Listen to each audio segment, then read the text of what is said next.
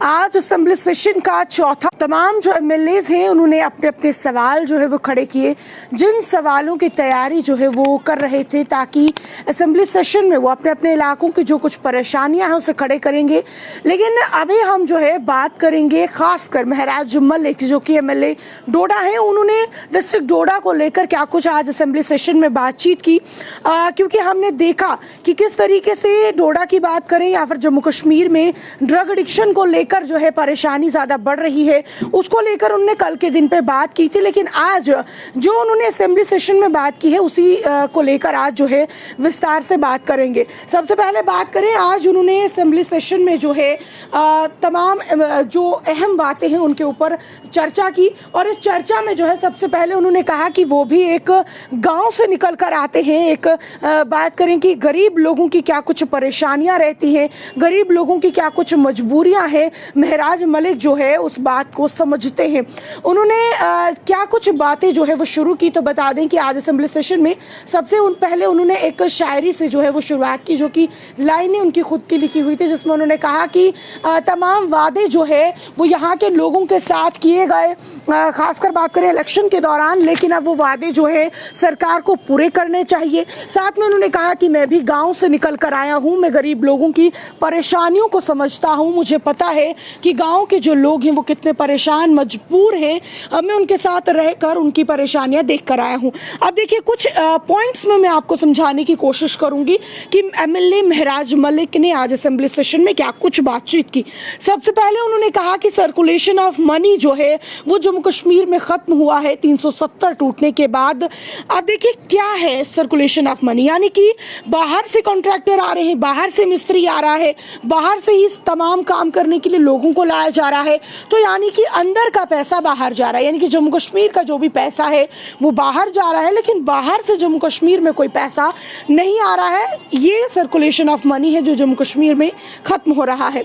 इसके बाद इन्होंने कहा कि जिस तरीके से दुबई में आप देखिए, दुबई एक रेगिस्तानी एरिया है जहां पर अगर टूरिज्म को बढ़ाने के लिए वहां मंदिर बनाया गया, रेगिस्तान में जो है तेल निकाला गया और तमाम वो चीजें की गई ताकि वहां के लोगों को फायदा हो सके।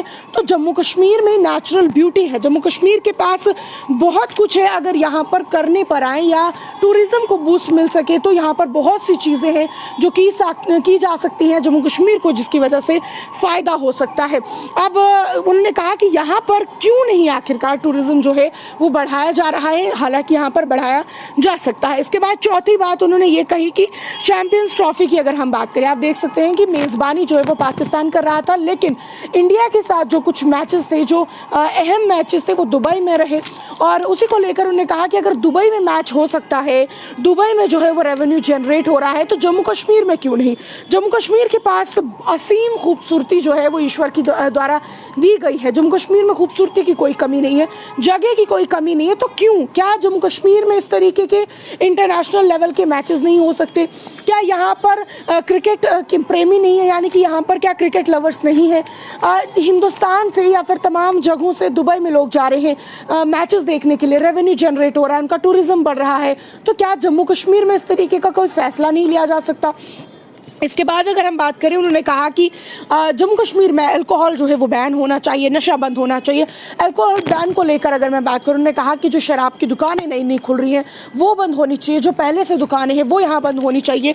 अब देखिए इसके बाद उन्होंने एक और ज़रूरी बात की यहाँ पर कि जिस तरीके से हमने देखा कि यूथ जो है वो अनएम्प्लॉयड है, एजुकेटेड यूथ अनएम्प्लॉयड है, इतनी पढ़ाई करके जो है इंजीनियरिंग करके डिग्रियाँ ले लेकर जो है यूथ घर पर पड़ा है, और जिसकी वजह से अनमैरिड है, यानी कि अब देखिए कि एजुकेटेड तो है लेकिन नौकरी नहीं है, काम नहीं है, तो कोई भी उन्हें जो है शादी के लायक नहीं समझ रहा है, उनके घर रिश्ते तक नहीं भेजे जा रहे। क्यों? क्योंकि वो काम नहीं कर पा रहे, उनके पास नौकरी नहीं है। तो उन्होंने कहा कि उस यूथ की भी हमें मजबूरी और परेशानी समझनी होगी। यहाँ पर जो है आप देख सकते हैं ये अनमैरिड लोगों का अगर आप रेट देखेंगे जम्मू कश्मीर में काफ़ी बढ़ चुका है, उसे खत्म करना होगा।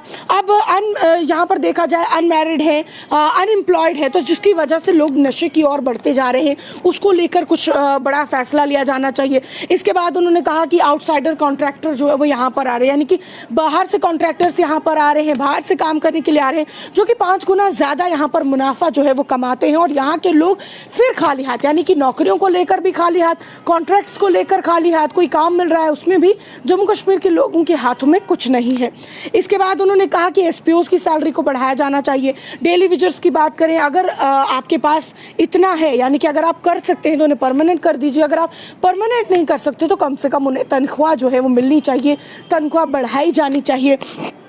और साफ तौर पर उन्होंने कहा कि जिस तरीके से एसपीओ काम कर रहे हैं, एसपीओ से ज़्यादा रिस्क लेकर जो है वीडीसी हैं, वीडीजीज हैं, जो कि ज़्यादा रिस्क लेकर काम कर रहे हैं। कहा कि आपने सिर्फ उन्हें बंदूकें थमा दी हैं, लेकिन बंदूकों से घर नहीं चलता, सेफ्टी जो है वो सिर्फ बंदूकों से नहीं चलती। उन्हें सैलरी मिलनी चाहिए, उनका भी जो है रोज़गार होना चाहिए, ताकि वो जो है सुरक्षित भी महसूस कर सकें, अपने परिवार का भी भरण पोषण कर सकें। इसी के साथ में उन्होंने बात की कि यहाँ पर बात करें, उन्होंने कहा कि अगर परमानेंट किया जा सकता है तो अच्छी बात है, अगर नहीं तो कम से कम सैलरी बढ़ाई जानी चाहिए। इसके बाद उन्होंने बात की कि जितने एमएलएज हैं उनकी सैलरी इंक्रीमेंट भी होनी चाहिए, क्योंकि उन्होंने अपनी उदाहरण देते हुए कहा कि बाहर जब असेंबली से बाहर वो निकले तो उन्होंने कहा कि जिस तरीके से मैं हूँ, अगर 1,10,000 मुझे सैलरी मिल रही है तो बढ़ाई जानी चाहिए, लगभग 3 लाख तक जो है वो की जानी चाहिए। क्योंकि अब जिस तरीके से मैं गाँव से निकल कर आया हूँ, कुछ लोग कल मेरे पास उम्मीद लेकर आएंगे, कुछ लोग चंदे के लिए आएंगे, कुछ लोग मदद के लिए आएंगे, या कुछ लोग अपने काम को लेकर मुझसे मिलने आएंगे,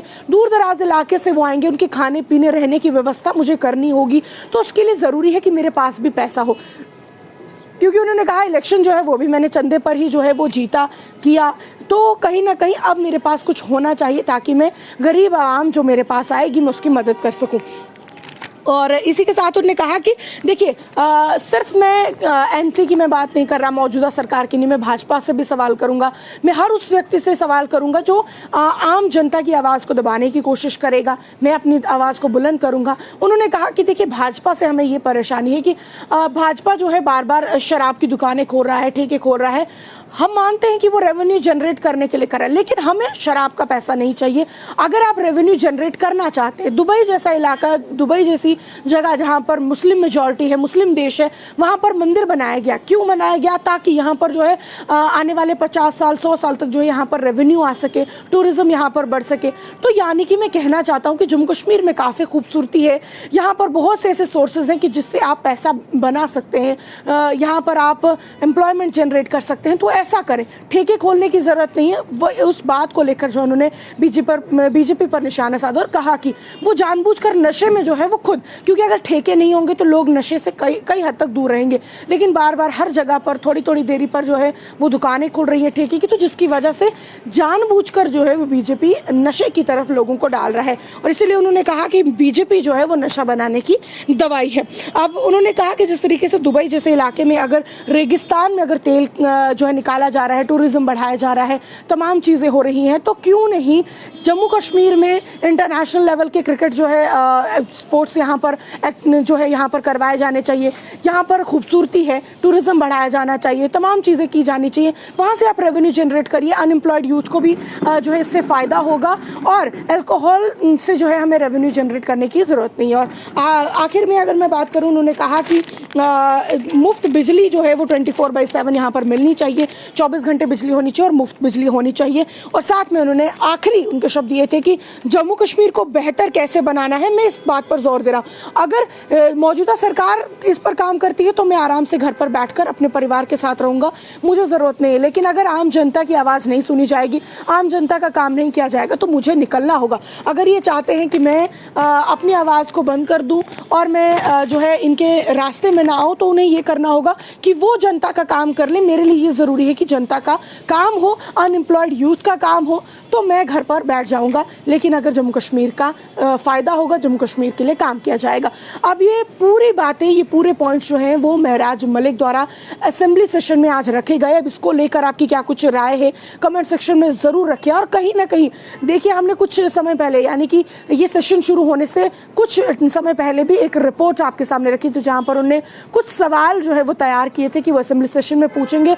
और अभी तक हम देख पा रहे हैं कि वो अपने उस बात पर जो है खरे उतरे हैं। उन्होंने जो सवाल कहे थे, तमाम वो सवाल उनके द्वारा पूछे जा रहे हैं। और सिर्फ बीजेपी की मैं बात बात नहीं कर रही, एनसी या तमाम जितने भी लीडर्स वहाँ पर थे, जितने भी एमएलएज वहाँ पर है, उनसे सवाल किया जा रहा है। और उन्होंने कहा कि जो ब्यूरोक्रेसी है उसे हम खत्म करेंगे, क्योंकि यहाँ पर जो ब्यूरोक्रेट्स रहे हैं उन्होंने आज तक जनता को लूटा है, लेकिन अब जो चुने हुए लोग हैं वो यहाँ के लोगों के लिए काम करें। अगर वो काम करते हैं तो मैं घर बैठकर जो है आराम से अपने परिवार के साथ रहूँगा, लेकिन मेरे लिए ज़रूरी है कि जम्मू कश्मीर के लोगों का काम हो।